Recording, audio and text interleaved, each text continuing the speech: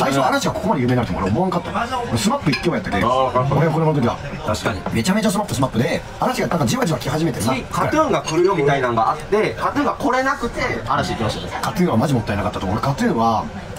あのまま存続しちゃったら伝説になったと思う。間違いない。スマップとか嵐は超えるし、本当に今顔の偏差値も高いし、みんな面白いし、で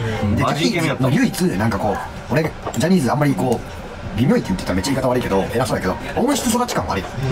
ボンボンでしょみたいなのがある。子供の時から英才教育受けてんでしょ、いいご飯食べて育ってきたんでしょっていうのは俺には刺さらないわけ。刺さない人おると思っちゃうね。ある一定数なんかやっぱ自分で頑張りましたみたいな人が好きな人、俺はそっちの方が好きやけど割とで YouTuber とかの方が自分で頑張ってきたわけどさ、確かにっていうのだけ拭えんかったけど、なんかねカトゥーンにはねなかったよね、その音質育ち感が。わかる？多分音質育ちかもしれんけど音質育ち感はないけん、ちょっとアウトローがありました。だけんこいつはマジすごいな、めっちゃかっこいいしすごいし。